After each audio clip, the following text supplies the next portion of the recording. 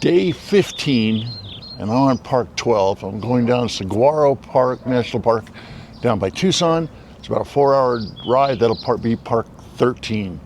I had a great stay here at the KOA in Holbrook.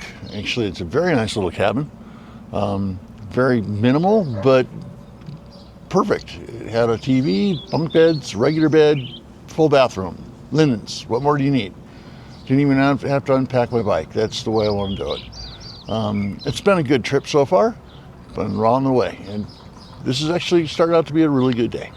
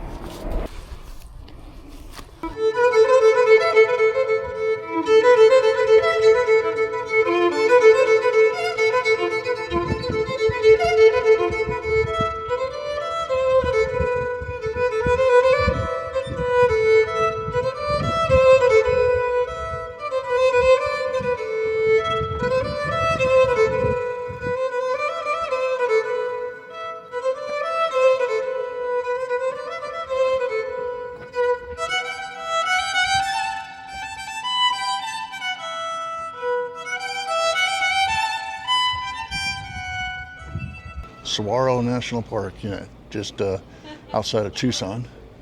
It was a long ride today. Beautiful park, though. Absolutely amazing. You can see all the saguaro plants, cacti. They have a really good visitor center. Small, but good. They have a 15-20 minute video they produce that shows you the native history and beliefs of the park, which is, again, really cool because I enjoy that stuff. But yeah, Saguaro National Park outside of Tucson.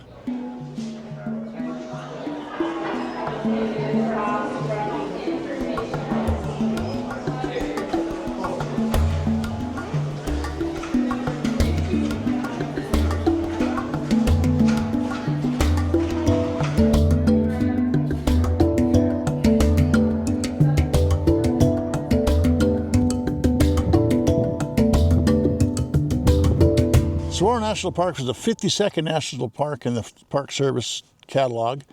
It was a national monument in 1933, became a national park in October 14th, 1994. And it hosts about 1 million visitors a year, which is understandable because it's right next to, it surrounds Tucson. It's on both sides. It has a lot of the saguaro plants, a lot of them. It's like a forest in here. It's absolutely amazing. The visitor center is really nice on the east side. I'm not going to the west side because it's like 90 degrees right now and I am roasting. But it's a nice park. It's a small unit, a smaller unit, but it is well worth visiting if you like the desert, and they've preserved it really well. The next day, I rode 366 miles from Tucson to Alamogordo, stopping at White Sands National Park. Riding time was about 5 hours, 50 minutes, and total time was 8 hours and 18 minutes.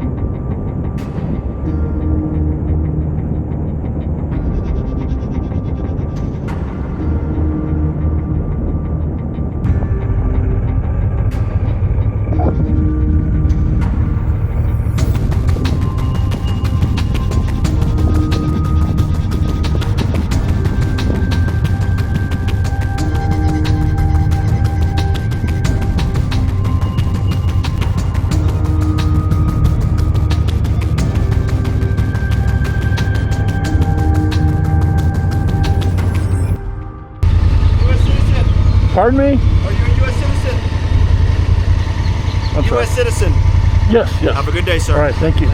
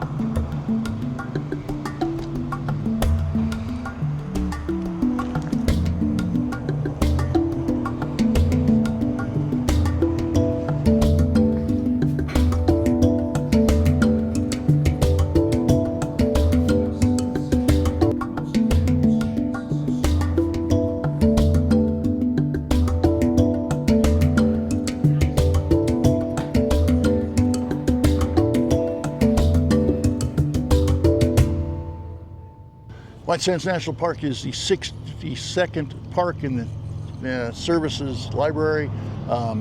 It was a national monument in 1933. It became a national park December 20th, 2019. It averages 750,000 visitors a year. That's right here on the 10. I haven't been inside yet because this is the closest I've seen a sign so far. The visitor center is really nice though.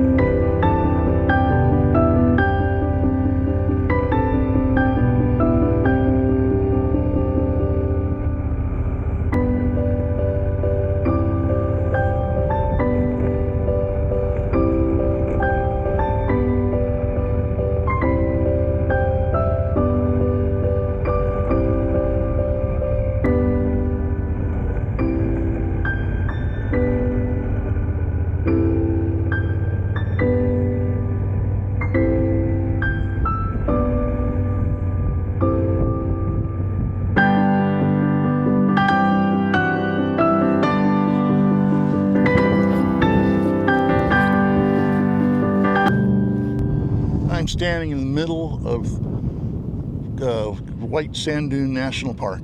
In the middle of the sand dunes, on top of the sand dunes, probably 50, 70 feet tall, something like that, if that. Oh, probably not, maybe 30 or 40. Anyways, the whole sand dune park is made of gypsum. It comes from the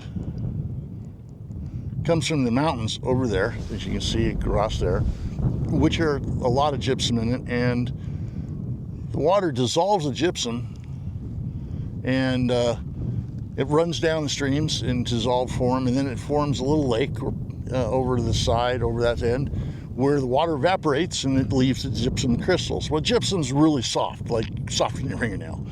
And when it evaporates and leaves the crystals break up into little pieces, and the wind carries them, and each time they hit something like little other crystals, they break into smaller and smaller pieces until you get the really fine sand that the dunes are made out of. The dunes here are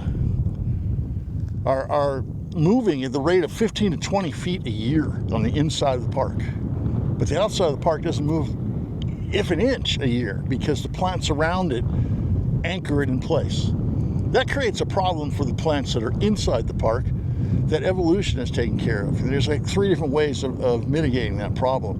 One, grow really, really fast, put out a lot of seeds go out, and then you die. That's what the grasses do. Grasses grow quickly, put out a lot of seeds, and the seeds are carried by wind, and when the next rain comes, and they get about 10 inches of rain here, they grow into new grass. There's a car down there, because you have to have oh, now he's drifting. That's good. That's when you come to a national park. Why don't you go drifting through it? Anyways, and then the other option is to grow really fast. Just keep growing up. And that's what some of the yucca plants do here. They grow really, really tall, really, really fast. There might be 10 feet of plant above the sand and 30 feet below it. The problem is once the sand dune moves on, like I said, 15, 20 feet a year, the plant can no longer support the amount of growth it has, and it falls over and dies. And the third option is what the sumac plant does. It builds its own pedestal of sand and kind of solidifies it, draws all the water out of it, making it a solid pedestal that it can grow on. And hopefully I'll put pictures in here somewhere. Making it a solid pedestal that it can grow on, and its own microhabitat, because that pedestal can animals can grow and dig into, and it's 30 degrees warmer in the winter and 30 degrees cooler in the summer, and it makes a great den or hiding place for those animals. This is the Great Sand Dune National Park, and I'm in the middle of it someplace. I have no idea where. I just follow the road, and there's places to, restrooms. There's picnic or camp areas down there. And people sled. They take out their little sleds. You probably can't see it, but they're sledding over there. You can rent them, and then you slide down the dunes like it was snow. So there's people all over these dunes. You can look out quarter, half mile, probably even a mile out there, and there's people out there walking around the dunes. Absolutely amazing national park. It's much more than I thought it was going to be. Anytime you take a trip, whether it's by motorcycle or not, and you stop in more than one place, you're going to be asked when you get back and see your friends, which was your favorite? I went to 51 national parks on this trip, and I got the question, which was your favorite? Surprisingly, White Sands was my favorite park. It was the one that left the lasting impression on me. Not Yellowstone, not Yosemite, White Sands. I highly recommend visiting. After spending the night in Alamogordo, I rode to the Carlsbad Caverns National Park, then down to Guadalupe Mountain National Park, and ended up in Van Horn, Texas. 314 miles, 5 hours 42 minutes of riding time, 9 hours and 12 minutes total time.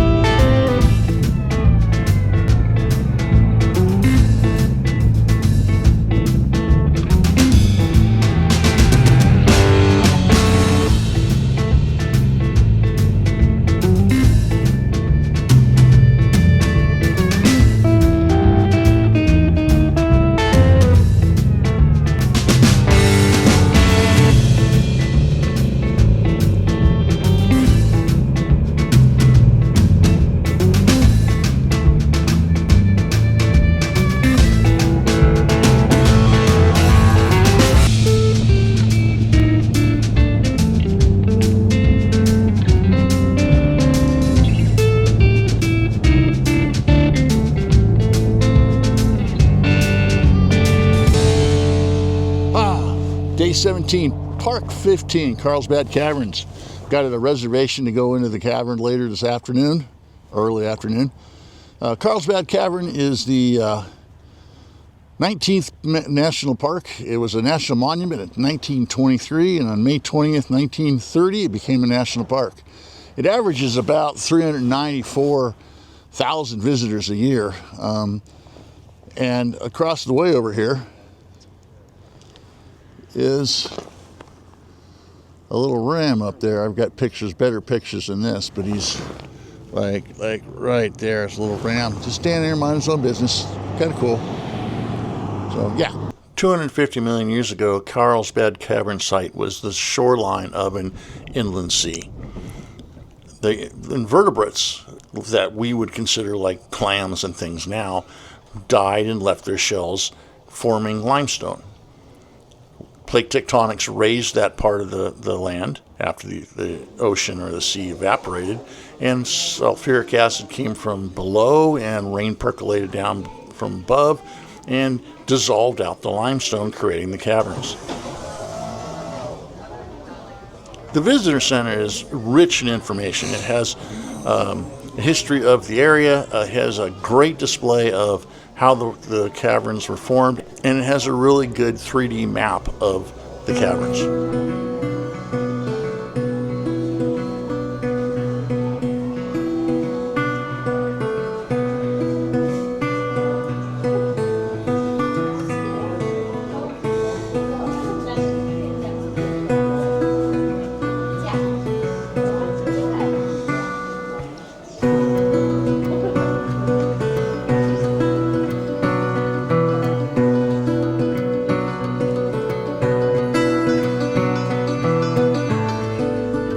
In 1898, Jim White discovered the entrance, naming many of the rooms as the same names that we have today.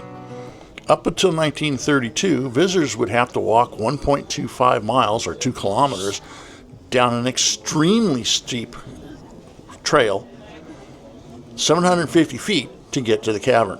You can still do that today if you want, but after you're done visiting the visitor center, you can now take an elevator that goes to 750 feet down. There are many tours. Most of them are guided by rangers, but there's a couple that you can do self-guided. The one I took was 1.25 miles or 2 kilometers, and you can go at your own pace, and which was really nice. And then you take the elevator back up.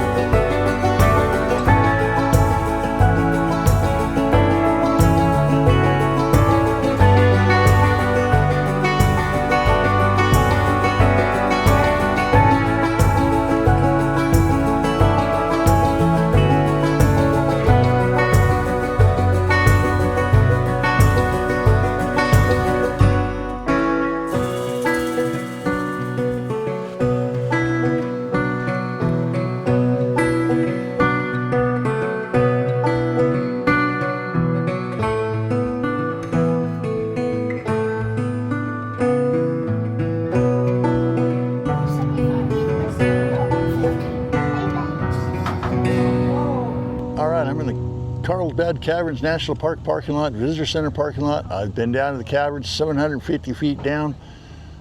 It's worth it. It's fun. I got to give them credit. They've done a good job. It's about a half-mile hike around the inside of the cavern. That's the shortest because I just don't want to be there any longer, and time to go.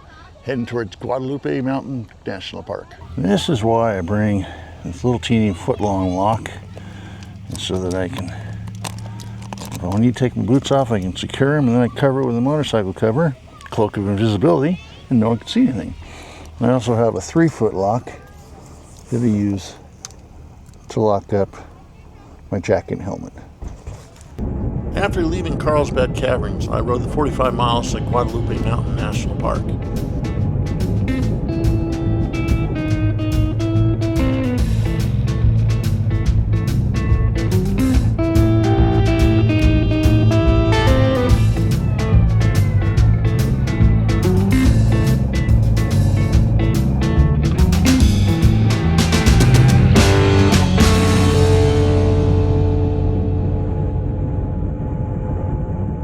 Guadalupe Mountain National Park. Guadalupe Mountain National Park was the 32nd park in the system. It was established in '66, but it became a national park September 20th, 1972. It averages about 225,000 people a year. And has the highest point in Texas, Guadalupe Mountain. Guadalupe Mountains National Park is not a visitor park.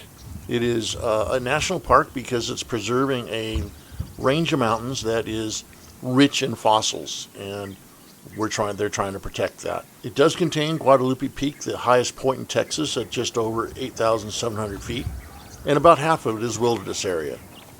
The visitor center is very nice. It gives great examples of the wildlife, the flora and fauna in the park, and some of the cultural history. Other than that, it's a great place to go if you want to hike. I was not hiking, so I got my postcards, had my video with a sign, and headed off to Van Horn, Texas to spend the night.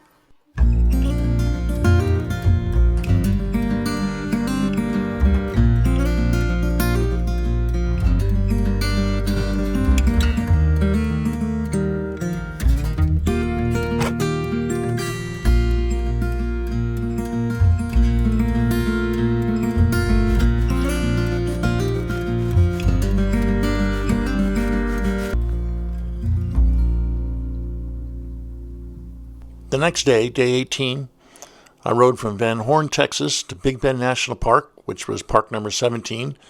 It's about 200 miles. And then I rode 200 miles from Big Bend National Park up to Odessa, Texas, where I spent the night. 422 miles, 6 hours and 43 minutes riding time, 8 hours and 43 minutes total time.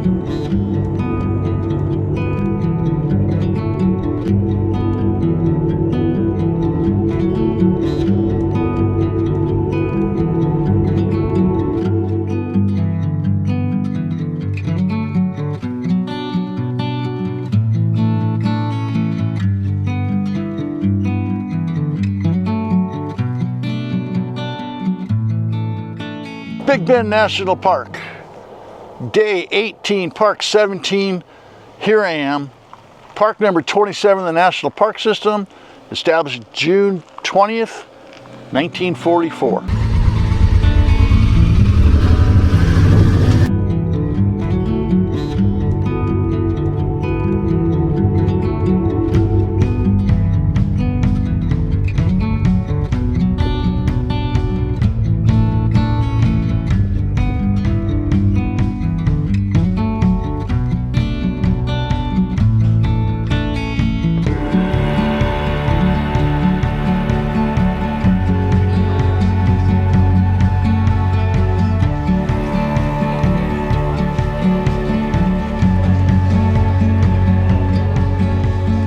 The park covers just over 800,000 acres, making the 13th largest park in the park system. It gets just over 500,000, making it the 36th most visited park. It doesn't get many visitors because it is fairly remote. The visitor center does a great job of describing the geological history, the fossil record, the cultural history, and just the general flora and fauna of the park. After leaving the visitor center, I rode another 200 miles to Odessa, Texas, where I spent that night.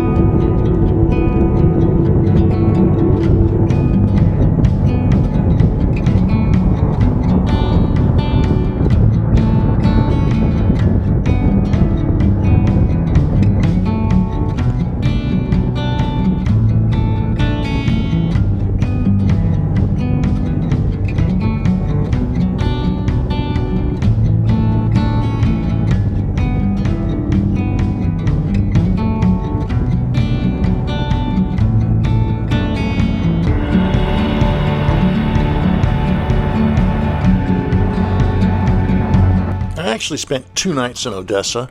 Used the extra day just to rest and recharge my batteries, to adjust my chain, and to tighten up the parking brake on my Honda Africa Twin with the DCT, because the cable stretches once in a while and it gets a little loose.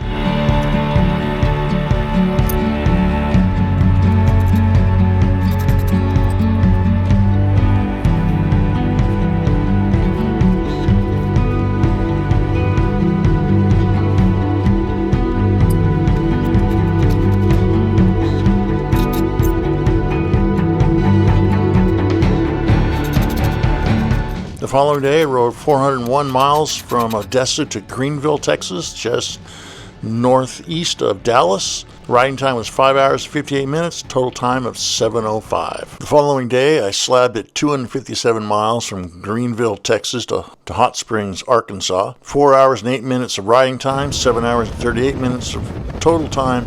And when I got to Hot Springs, I went to the Hot Springs National Park.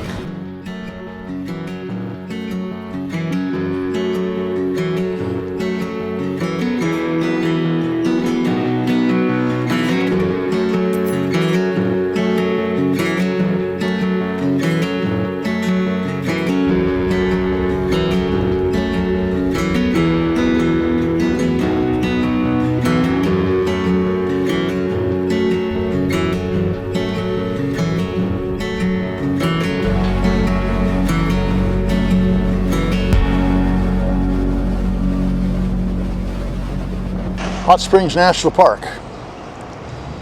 This is the City Visitor Center, not the National Parks Visitor Center. That's up that way a little bit more. But this is Park 18, day 21. I got to find some more information about it, but I made it here.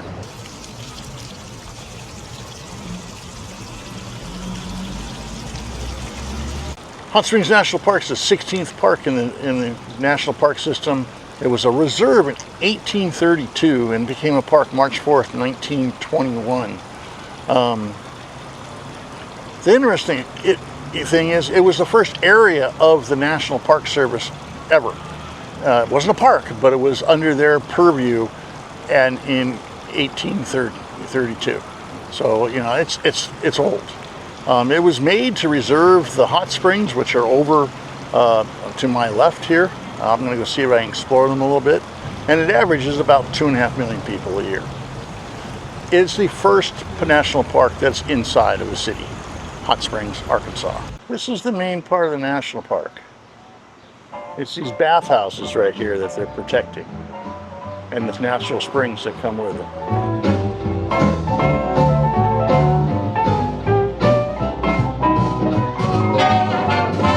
Hot Springs National Park started out as just natural springs in Arkansas.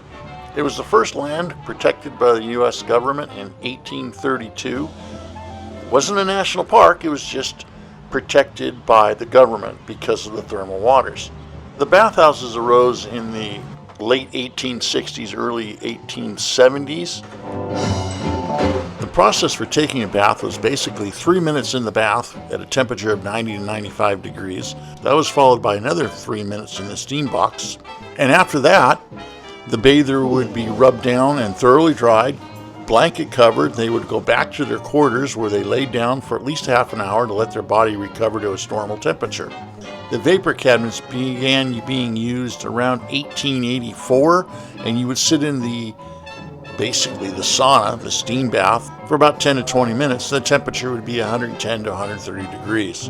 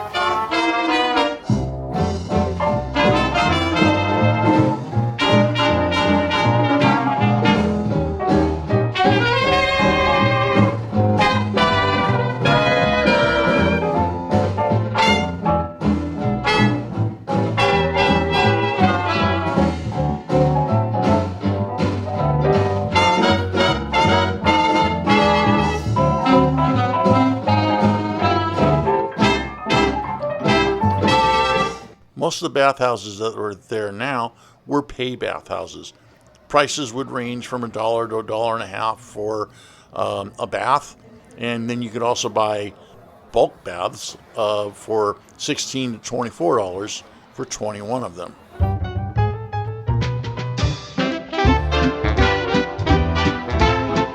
Presently, the only bathhouses still in operation are the Buckstaff and the Quapaw bathhouses. The Fordyce Bathhouse is the visitor center for the park, and the Ozark Bathhouse is housing the Museum of Contemporary Art.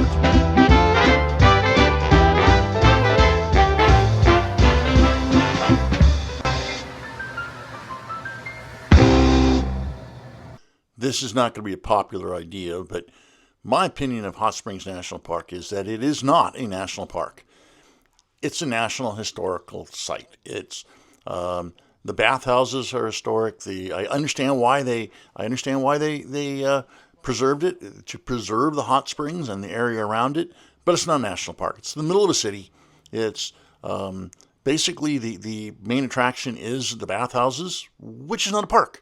But that's just my opinion. If you disagree with me, get over it. It's my opinion. The following day, I rode from Hot Springs to St. Louis, 450 miles, 6 hours and 37 minutes of riding time, 8 hours and 31 minutes total time.